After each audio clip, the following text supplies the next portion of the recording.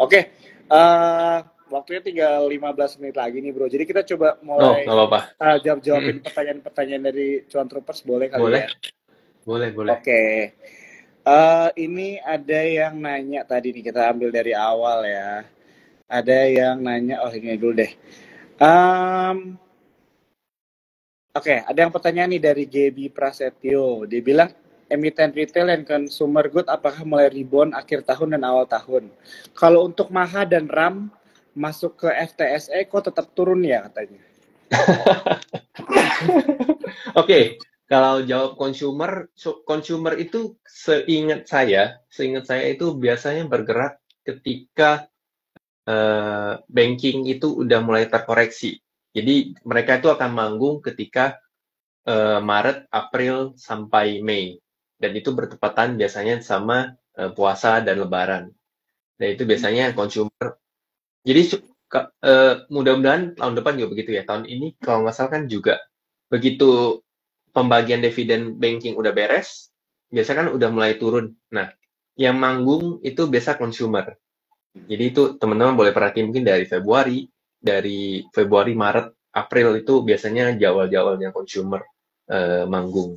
Kemudian tadi ada pertanyaan kenapa FTSE Maha sama NCKL nggak narik gitu.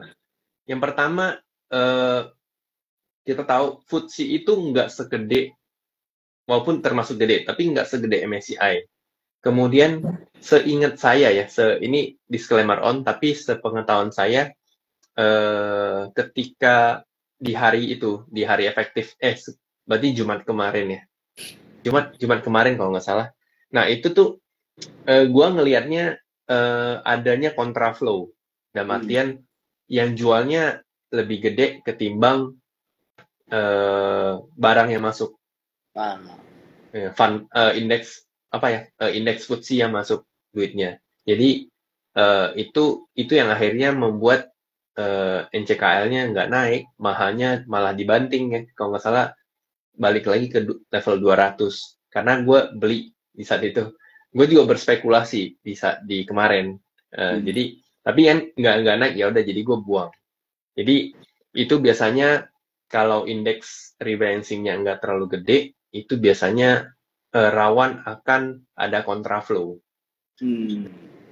Itu rawan akan ada kontraflow. Bahkan aman juga di MSCI, di FTSE kan juga enggak kan, karena yang mau jual itu jauh lebih banyak ketimbang uang dari si indeks atau si ETF itu, begitu. Itu sih kalau jawaban dari gue. Oke, sip. Thank you banget bro ya. Untuk Gaby Thank udah you. dijawab ya pertanyaannya. Kita lanjut lagi nih. Ini banyak yang nanya BRPT nih bro. Gimana nih bro kalau secara teknis? BRPT, gue bisa share screen. Oke, ini BRPT kalau gue lihat hari ini dia mencoba untuk rebound, ya. Tapi eh, teman-teman, dia kalau bisa misalkan bisa rebound itu kalau dia balik lagi ke atas 1650, 1660 di area sinilah. Nah di area sini tuh jadi titik dia terjadinya pembalikan arah. Jadi kalau pembalikan arah Hmm. confirmnya itu ketika dia break 1650. Tapi kalau enggak, mungkin dia akan konsolidasi dulu di area sini. Jadi mungkin bisa dimanfaatin ya dari area 1340 sampai 1340 sampai 1400 itu mungkin area untuk beli. Terus Ya. trading mungkin sampai sekitar 1700 atau 1680 itu teman-teman bisa manfaatin sih. Tapi kalau udah di bawah 1320 itu biasanya udah kurang menarik. Kenapa? Karena garis merah ini MA20, Simple Moving Average 20. Ini kalau begitu sahamnya udah jebol di bawah itu biasanya akan kurang kurang kurang oke, kurang berat apa eh, sulit untuk dia naik lagi Hmm. kalau untuk BRPT. Jadi teman-teman masih bisa perhatiin. Nah, mungkin gue tambahan dikit, BRPT Barito Group ini mungkin mungkin terutama kalau gue bilang mereka lagi banyak corporate action, Hmm. termasuk brand juga. Kalau TPIA gue nggak tahu, cuman terakhir kan isunya adalah dia mau akuisisi PTRO, dan itu harusnya belum belum beres lah. Dan teman-teman juga bisa perhatiin juga Barito Group. Mungkin kalau untuk sekarang risk-nya udah nggak terlalu oke, cuman kalau misalnya dia ada koreksi, kemudian dia ada bikin semacam base gitu, base dalam artian bikin support konsolidasi di satu daerah, satu area, itu teman-teman bisa perhatiin, bisa nikmati. Karena gua ngerasa 2024 mungkin BRPT Barito Group itu mungkin masih akan ada pergerakan ya, karena brand sendiri masih panjang jalannya, jadi dia nggak bakal akan kelar dalam waktu dekat sih, kayak gitu. Oke, sip. Disclaimer on. Disclaimer on, betul ya. Disclaimer on. Tapi tentunya ini insight yang bagus banget ya, udah di-share buat kalian tadi yang nanya BRPT tadi lumayan banyak ya. Oke, kita lanjut lagi nih bro, ada yang nanya saham ULTJ dan Java, gimana nih bro? ULTJ ya, oke. ULTJ. Bentar. So far kalau ULTJ ini dia sepertinya ada area support agak kuat di sini. 1500 lah, 1560. Ini ada area yang cukup kuat. Nah, so far mungkin masih akan bolak-balik di area ini. Kalau dia nggak break 1670, maka dia akan punya potensi untuk mencoba ke level 1570. Tapi begitu dia break 1670, dia akan potensi untuk menguji 1800. Jadi range ini teman-teman tuh bisa manfaatin. Nah, range dari sini, ya kan? Ya, nah ini kan 1570 sampai 1670. Kalau dia break up, berarti ada potensi dia bisa gerak ke sampai sekitar 1800. Jadi itu bisa manfaatin untuk ULTJ. Kalau Java ini Java masih cukup berat ya, apalagi terkait ayam industri poultry masih cukup berat karena kita sama-sama tahu ayam potong di pasar itu kan dibatasin, harganya kan dikontrol sama pemerintah. That's why mereka mau begitu COGS-nya naik, begitu bahan bakunya mereka naik, itu akan cukup repot buat mereka mendapatkan profit gitu. Itu secara perusahaannya. Cuman kalau secara Java, gua ngelihatnya secara indikator dia masih bergerak sideways, baik itu RSI maupun MACD-nya. Kemudian secara saham juga masih downtrend ya. Baik, ini kan midterm-nya masih cukup downtrend. Jadi masih belum gitu menarik lah, belum ada volume yang cukup oke. Malah ketika turun volumenya jauh lebih gede ketimbang ketika dia naik. Jadi kalau misalnya belum punya saham ini ya better wait and see dulu. Karena momentumnya masih belum ada. Momentumnya karena sekarang ini bro saham yang karena saking sepinya, jadi yang gerak itu nggak bisa berbarengan, beberapa sektor langsung bergerak, nggak bisa, harus kayak sektor ini main, yang lain diem, begitu ini udah kelar pindah ke sini, ini yang rame, yang ini tadi udah diem dan semuanya diem. Nah itu salah satu bukti market ini sepi ya itu.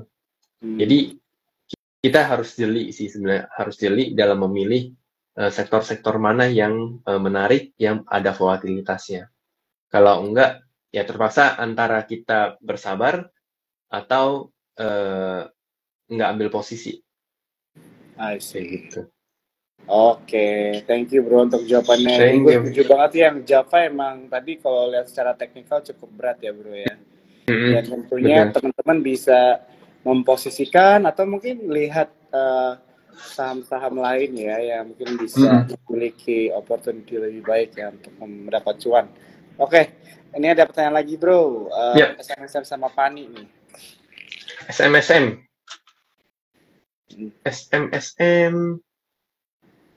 By the way, ini kameranya belum kebalik ya bro. Oh sorry, maaf. Lupa gue. SMSM kalau gue lihat ini momentumnya sebenarnya udah lewat. Karena kan dulu ini momentum auto awal tahun ya. Awal tahun. Cuman sebenarnya ini adalah saham fundamental, bro. Fundamentalnya bagus. Sahamnya masih murah. Dia juga rutin setahun bagi 4 kali dividen. Ya, jadi sebenarnya ini saham yang cocok untuk diinvest, bukan untuk di trading. Dan kalau nggak salah, ini kan sahamnya lotnya nggak terlalu gede lah. Lotnya nggak segede Dharma sama Auto. Ini kan sama kan, satu bidang kan, spare part. SMSM ini spare part. Jadi kalau buat trading pun saat ini dia masih bergerak konsolidasi ya. Ini support, ini resistnya. Kalau dia bisa berhasil breakout level 2000, maka kemungkinan dia akan ngetes sekitar 2200. Tapi once ketika dia harus turun ke bawah, berarti dia jebol 1790, kemudian targetnya mungkin di sekitar 1575. 1575 itu ada area support, area tadinya resist yang cukup kuat ya. Kalau kita lihat ini cukup kuat. Nah, kemungkinan dia akan balik ke area ini. Nah, kalau misalnya teman-teman emang mau manfaatin untuk main panjang buat invest ya, ini salah satu rekomendasi saham invest di House of Trader Community, bro. Jadi ini teman-teman boleh kita boleh manfaatin kalau misalnya dia turun. Tapi teman-teman juga harus pelajarin fundamentalnya. Biar apa? Biar yakin, biar ada keyakinan untuk pegang saham ini, gitu. Ya. Gitu. Kemudian tadi apa? Oh, Pani. Pani. Oke. Pani secara technical ini udah kena target. Ini gambar lama banget. Udah kena target di 6.000. Kemudian dia lagi konsolidasi. Jadi saat ini kalau dia masih di atas 4.700 masih cukup oke. Reissue-nya juga di atas di sekitar 5.000 ya kalau nggak salah. Dalam artian harusnya mereka akan maintain di atas 5.000. Dan ini sebenarnya udah kelihatan beberapa hari Pani mungkin termaintain ya, maintainnya di atas sekitar 5.000. Jadi gue nggak tahu bakal akan ada apa lagi, tapi harusnya proyeknya belum kelar. Proyeknya belum kelar, masih panjang juga. Itu sih. Jadi untuk sementara targetnya Pani masih udah tercapai target.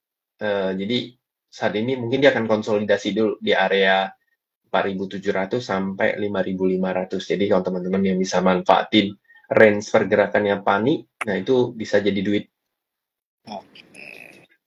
Siap. Oke, thank you banget Bro Andi ya untuk jawabannya. Tadi itu Pani ya yang terakhir. Pani. Ini ada satu pertanyaan lagi, coba kita ini kan WIRG sama SMRA nih Bro, gimana nih? Apa? WIRG? WIRG. Oh, WIRG. WIRG sama SMRA. Iya. Oke. Ini gambar lama. Ya, kemungkinan WIRG ini ada support di sini.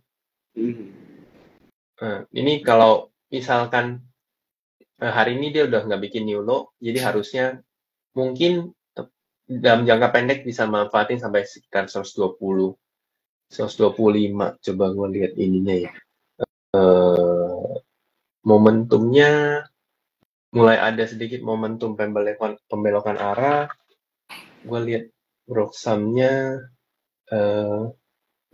belum ada tarikan ya bro. Jadi harusnya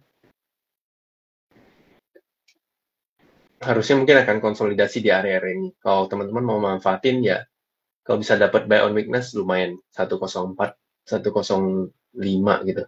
Bisa manfaatin once ketika dia ternyata break di bawah 102 atau 104 ini, ya udah dibuang aja. Jadi mungkin bisa masuk di sekitar 106 sampai 110. Kalau di bawah 104 buang aja. Tutupan di bawah 104 tuh buang aja.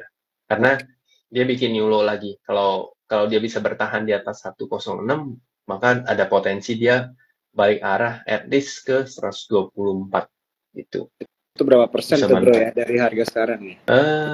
Kalau dari harga sekarang ya ke 124, ya 13% lah, lumayan. SMRA ya, Iya, iya. SMRA. SMRA gue liatnya so far saat ini bisa buy on weakness ya. Dia masih ketahan di sekitar area 530, 500. Jadi dia nggak boleh jebol di atas, nggak boleh jebol 500, itu kuncinya. Selagi di atas 500 masih cukup oke. Ya, butuh kesabaran pegang properti karena memang sentimennya tuh belum ada. Maka ya mudah-mudahan ya begitu interest rate cut-nya kemudian bisa menjadi stimulus untuk properti sehingga mereka ini bisa main. Jadi mesti sabar sih kalau untuk main SMRA, BSDE, CTRA itu kan setahun terakhir nggak kemana-mana sahamnya. Kayak gitu. Gitu Oke. bro. Siap, tapi tentunya sektor properti kan ini menjadi salah satu yang kita perhatikan ya tahun depan ya tadi Betul. juga kan. Untuk kalau misalnya suku bunganya sesuai dengan proyeksi dan ekspektasi kita lah ya. Jadi mungkin bisa Ya, betul. diperhatikan juga. Oke,